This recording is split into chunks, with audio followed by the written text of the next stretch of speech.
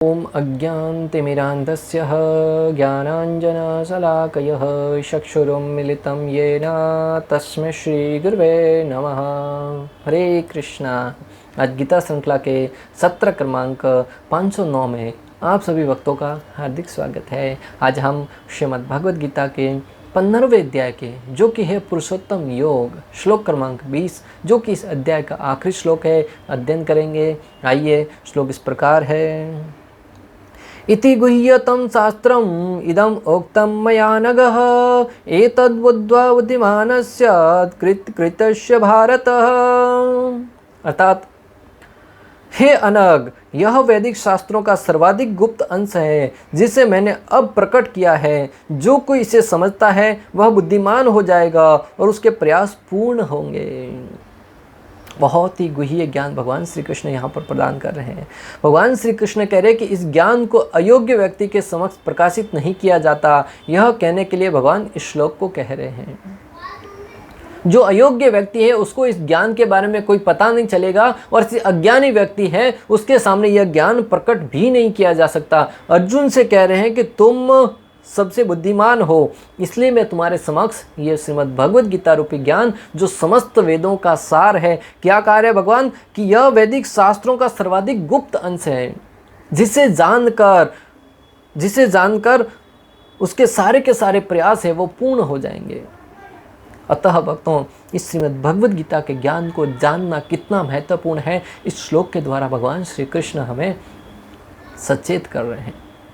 और जो अज्ञानी जन है, जो मूर्ख मात्र शुष्क चिंतन में लगे रहते हैं, मात्र भौतिक क्रियाओं में लगे रहते हैं, ऐसी लोगों के सामने इस श्रीमद् भगवद गीता के ज्ञान को प्रकट करने का प्रश्न ही नहीं उठता। आप कितना ही उनको सुना भी दीजिए परंतु उसके सार को वो नहीं समझ पाएंगे। वो अपना ही धारणा लेकर बैठे रहते हैं। कई ऐसे लोग हैं जिनको भगवद गीता का ज्ञान दे दो परंतु उसमें से अपनी ही कुछ फिलॉसफी निकाल के हमें ही ज्ञान देने लगेंगे। अतः भगवान श्री कृष्ण कहते हैं ऐसे लोगों के सामने इस श्रीमद् भगवद गीता के ज्ञान को बताने का कोई औचित्य नहीं है।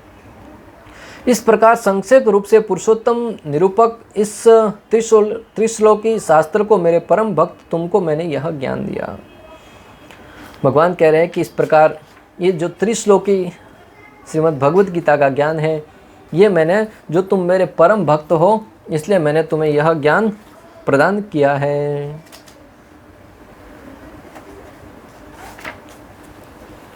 हे निष्पाप, तुमको अपात्र को यह ज्ञान नहीं देना चाहिए जो तुम्हारी तरह शुद्ध नहीं है। भगवान श्री कृष्ण कहते हैं कि अपात्र को यह श्रीमद् भगवद गीता का ज्ञान नहीं देना चाहिए जो तुम्हारी तरह शुद्ध नहीं है। भक्तों, हमें यहाँ पे क्या शिक्षा लेनी है? हालांकि हम भी शुद्ध है नहीं है, पता नहीं, विशेष रूप से मैं अपने बारे में कह रहा हूँ, परंतु जब हम भगवान श्री कृष्ण की शरणागति स्वीकार करके आचार्यों के मार्गदर्शन में भगवान श्री कृष्ण के दिव्य नामों का हरे कृष्णा कृष्ण कृष्णा हरे हरे, हरे राम राम राम हरे हरे, इसी दिव्य नाम का उच्चारण करेंगे तो स्वतः ही हमारे हृदय के जो कल्मश है वो धीरे धीरे नाश होता जाएगा और हम धीरे धीरे शुद्ध अवस्था में आते जाएंगे। और जैसे जैसे हृदय शुद्ध होता जाएगा इस श्रीमद् भगवद गीता के दिव्य ज्ञान को हम समझ पाएंगे भक्तों। अन्यथा कई ऐसे लोग हैं भक्तों जो कहते हैं हमने कई बार भगवद गीता को पढ़ा है परंतु हमें कुछ समझ में ही नहीं आता है। कई लोग आते हैं कहते हैं कि आप कहते हैं कि भगवद गीता में समस्त प्रश्नों का हल है, समस्त प्रकार की समस्याओं का समाधान है। मैंने तो कई बार भगवद गीता को पढ़ लिया परंतु मुझे तो कुछ समझ में ही नहीं आता है, इसलिए आपकी वाणी है वो निरर्थक है।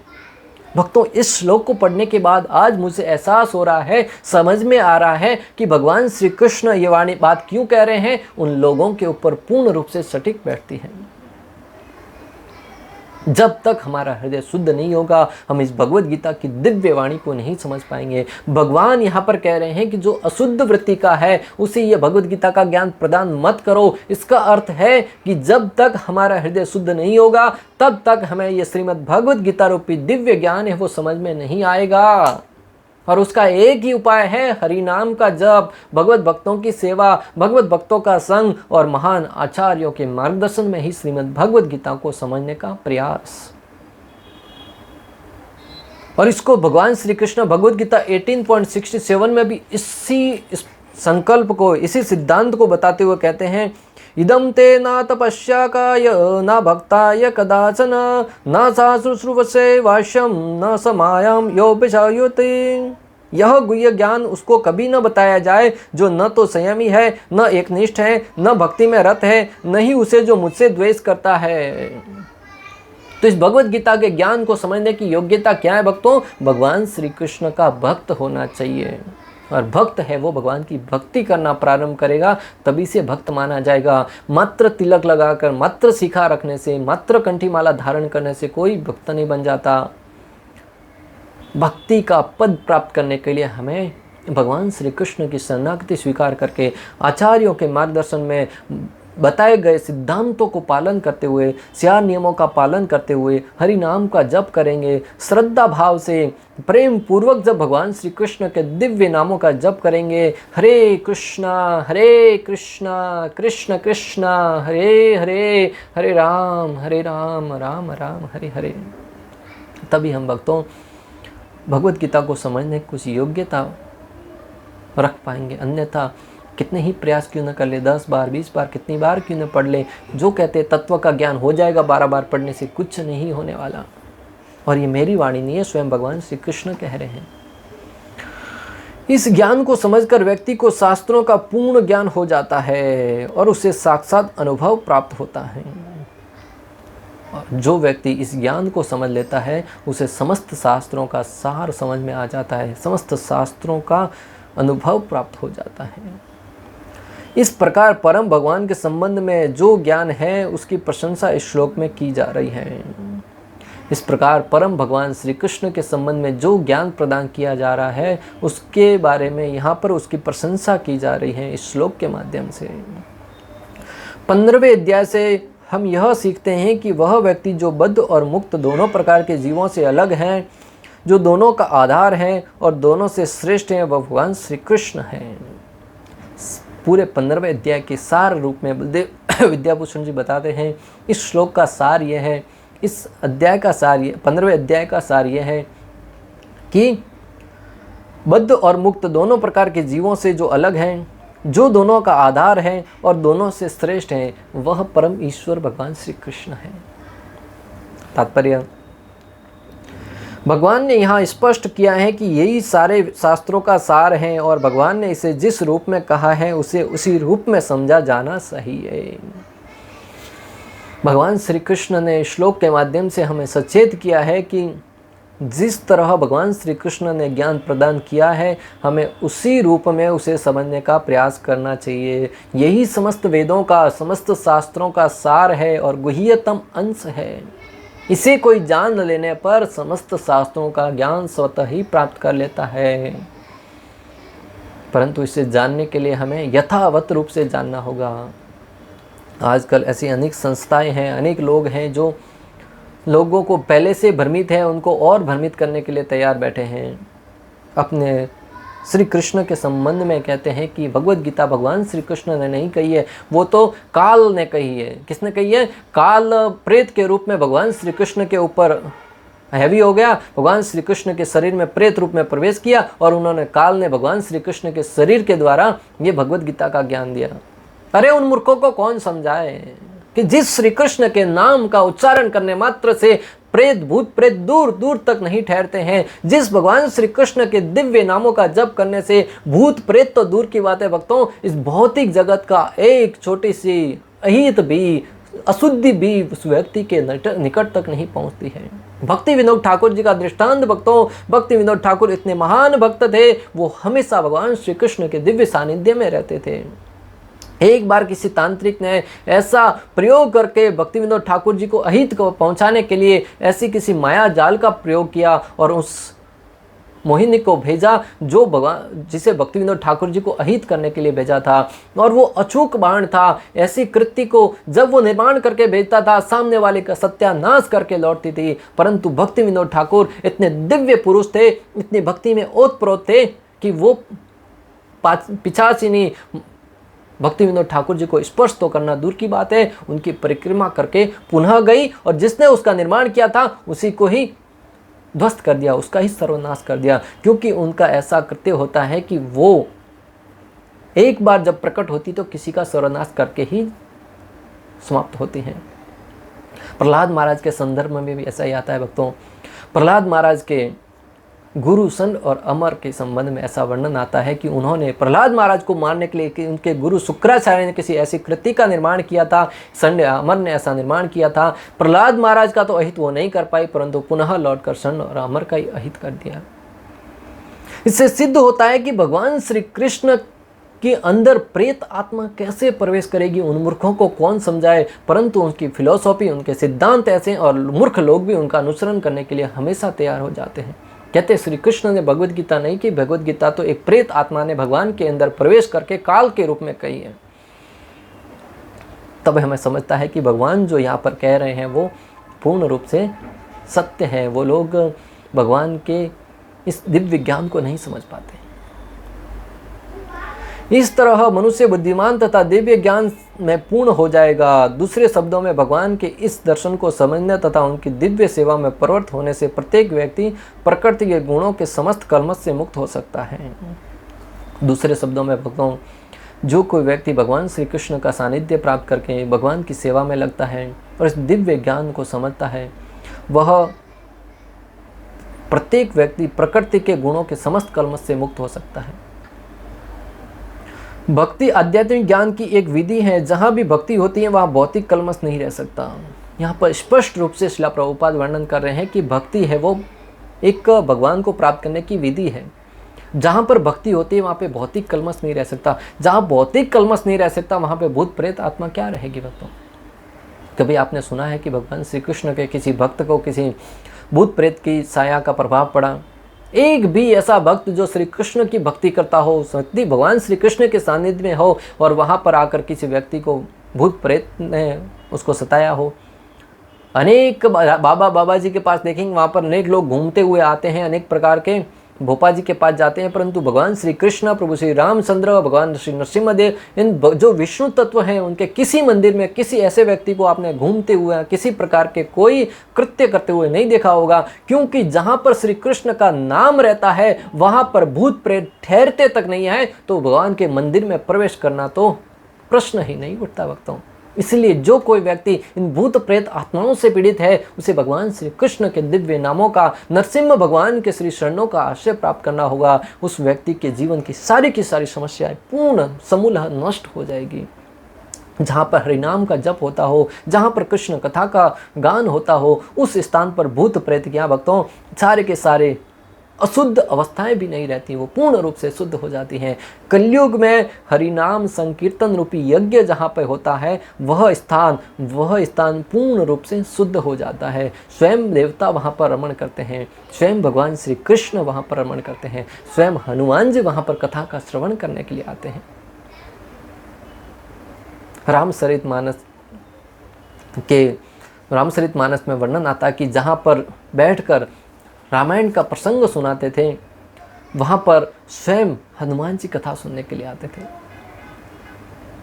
इससे सिद्ध होता है कि जहाँ कृष्ण भगवान श्री रामचंद्र की कथाओं का गान होता है वहाँ पे स्वयं हनुमान जी आते हैं, और जहाँ पे हनुमान जी का नाम लेने मात्र से भक्तों भूत प्रेत निकट नहीं आवे तो वहाँ पे फिर स्वयं हनुमान जी होगा, वहाँ पे भूत प्रेत आने का स्वभाव ही नहीं उठता, प्रश्न ही नहीं उठता। भगवत भक्ति तथा स्वयं भगवान एक हैं क्योंकि दोनों आध्यात्मिक है। भक्ति परमेश्वर की अंतरंगा शक्ति के भीतर होती है। भगवान सूर्य के समान है और अज्ञान अंधकार है। जहाँ सूर्य विद्यमान है वहाँ अंधकार का प्रश्न ही नहीं उठता। अतएव जब भी प्रामाणिक गुरु के मार्गदर्शन में के अंतर्गत भक्ति की जाती है तो अज्ञान का प्रश्न ही नहीं उठता है। बहुत ही सुंदर सिद्धांत वक्ता बहुत ही सुंदर दृष्टांत द्वारा समझा रहे हैं कि भगवान श्री कृष्ण सूर्य के समान है और माया है वो अज्ञान के समान है।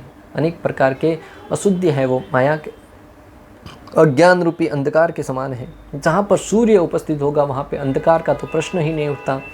इसलिए जहाँ पे भगवान होंगे, जहाँ पर भगवान की भक्ति होगी, जहाँ पे भगवान के नाम का जप हो रहा होगा वहाँ पे अशुद्धि, हाँ वहाँ पे अज्ञान रूपी अंधकार, वहाँ पे किसी प्रकार का कोई भी अहित करने वाला पदार्थ वहाँ पे उपस्थित रह ही नहीं सकता।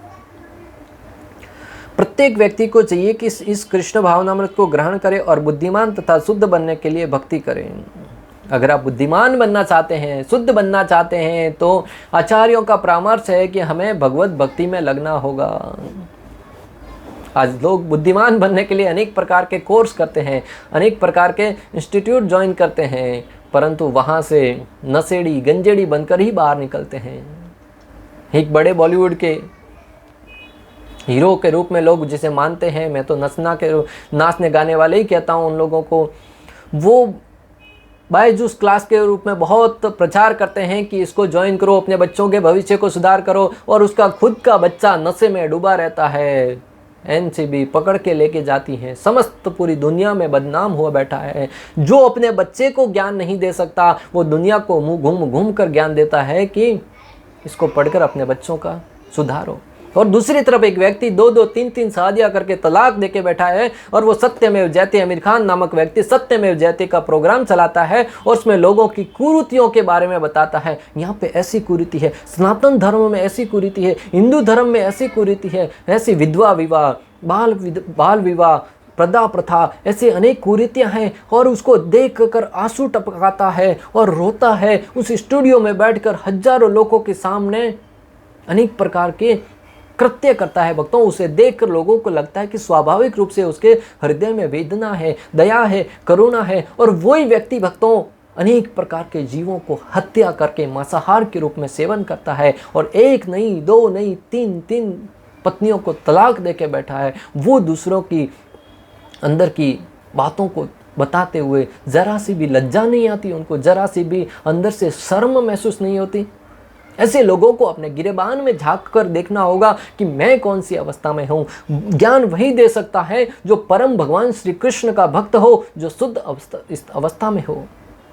सर्वप्रथम व्यक्ति को अपने गिरेबान में झांक कर देखना होगा, क्या मैं जो बोल रहा हूँ उसका पालन मैं स्वयं कर रहा हूँ कि नहीं।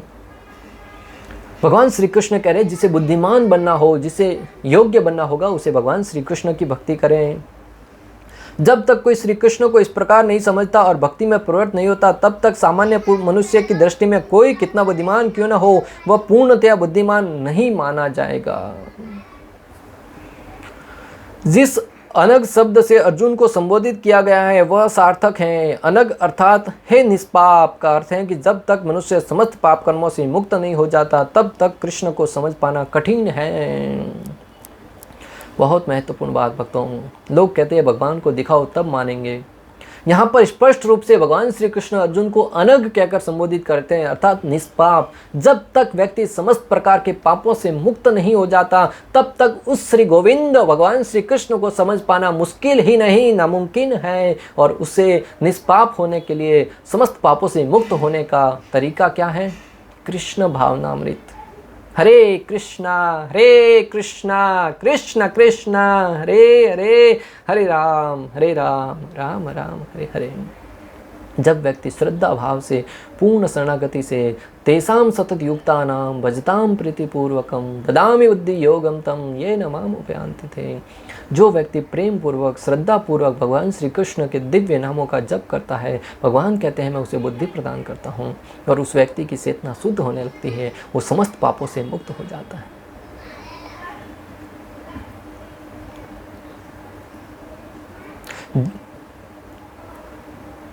जब तक मनुष्य समस्त पापों से मुक्त नहीं हो जाता, तब तक कृष्ण को समझ पाना कठिन है। उसे समस्त कलमश, समस्त पाप कर्मों से मुक्त होना होता है, तभी वह समझ सकता है। लेकिन भक्ति इतनी शुद्ध है तथा शक्तिमान होती है कि एक बार भक्ति में प्रवृत्त होने पर मनुष्य स्वतः निष्पाप हो जाता है। बहुत बड़ा आश्वासन भक्तों, बहुत बड़ी बात बोली जा रही है। जब व्यक्ति भक्ति में प्रवृत्त हो जाता है, जब भगवान श्री कृष्ण के दिव्य नामों का सानिध्य प्राप्त करता है, शरणागति स्वीकार करके प्रेम पूर्वक भगवान श्री कृष्ण के दिव्य नामों का जप करता है, तो भक्ति में वो शक्ति है, व्यक्ति को समस्त पापों से मुक्त कर देता है। भक्ति में वो शक्ति है, व्यक्ति को समस्त प्रकार के अनर्थों से मुक्त कर देता है। और भक्ति में वो शक्ति है भक्तों, जो भगवान श्री कृष्ण और भक्त को मिला देता है। अतः भक्ति का सहारा लेना बहुत आवश्यकता है। भक्ति बहुत महत्वपूर्ण है भक्तों। इस जगत में प्राय हम धन प्राप्त करने के लिए, अनेक प्रकार की पद प्रतिष्ठा प्राप्त करने के लिए, हर एक के लिए बहुत प्रयास करते हैं, परंतु भगवत भक्ति के लिए जब व्यक्ति प्रयास करेगा ना, वही सबसे बुद्धिमान है, और वही व्यक्ति भगवान श्री कृष्ण की शरणागति प्राप्त करके भगवान की कृपा प्राप्त कर सकता है। और वही भगवत गीता के से वास्तविक अर्थ को समझ सकता है। शुद्ध भक्तों की संगति में रहकर पूर्ण कृष्ण भावनामृत में भक्ति करते हुए कुछ बातों को बिल्कुल ही दूर कर देना चाहिए। और उस भक्ति को प्राप्त करने के लिए हमें क्या करना होगा? शुद्ध भक्तों की संगति में रहकर अनेक प्रकार के अनर्थों को दूर करते हुए। सबसे महत्वपूर्ण बात जिस पर विजय पानी है वह है हृदय की दुर्बलता। पहला पतन प्रकृति पर प्रभुत्व जताने की इच्छा के कारण होता है। इस तरह मनुष्य भगवान की दिव्य प्रेमा भक्ति त्याग देता है। सर्वप्रथम हमें चाहिए कि प्रकृति पर प्रभुत्व जताने की, ये मेरा है, ये मैं कर सकता हूँ, ये मेरे द्वारा किया गया है, ये प्रभुत्व जताने की प्रवृत्ति है, उसको त्यागना होगा और दासत्व भाव स्वीकार करके भगवान की सेवा में लगना होगा। तभी व्यक्ति भगवत कृपा प्राप्त कर सकता है। इस तरह मनुष्य भगवान की दिव्य प्रेमा भक्ति को त्याग देता है। दूसरी हृदय की दुर्बलता है कि जब कोई अधिकाधिक प्रभुत्व जताने की इच्छा करता है तो वह भौतिक पदार्थ के स्वामित्व के प्रति आसक्त हो जाता है। इस संसार की सारी समस्या इन्हीं हृदय की दुर्बलताओं के कारण है। इस अध्याय के प्रथम 5 श्लोकों में हृदय की इन्हीं दुर्बलताओं से अपने को मुक्त करने की विधि का वर्णन हुआ है और 6ठे श्लोक में से अंतिम श्लोक तक पुरुषोत्तम योग की विवेचना हुई है। जब व्यक्ति के अंदर प्रभुत्व जताने की भावना रहती है कि मैं इसका स्वामी हूँ, ये मेरे अधीन है, तब हृदय दुर्बल हो जाता है और वो व्यक्ति भगवान की शरणागति स्वीकार नहीं कर पाता। इसलिए सर्वप्रथम हमें हृदय की दुर्बलता को दूर करते हुए भगवत कृपा के द्वारा हमें जीवन में भगवत भक्ति प्राप्त करने का प्रयास करना चाहिए। इस प्रकार इस अध्याय के प्रथम 5 श्लोकों में हृदय की दुर्बलता को कैसे पार किया जाए उसके विषय में वर्णन हुआ है और 6 से लेकर 20 तक पुरुषोत्तम योग के विषय में भगवान श्री पुरुषोत्तम के बारे में यहाँ पे उल्लेख हुआ है। इस प्रकार श्रीमद् भगवद गीता के 15वें अध्याय का पुरुषोत्तम योग नामक जो अध्याय है उसका भक्ति वेदांत तात्पर्य पूर्ण हुआ और श्लोक क्रमांक 20 का भी भक्ति वेदांत तात्पर्य पूर्ण हुआ। अंत तक हमारे साथ बने रहने के लिए आप सभी का हृदयपूर्वक प्रेम पूर्वक बहुत बहुत धन्यवाद। श्रील प्रभुपाद की जय। श्री श्री राधा गोपीनाथ भगवान की जय। श्रीमद् भगवद गीता की जय। हरे कृष्णा कृष्ण कृष्ण हरे हरे, हरे राम राम राम हरे हरे।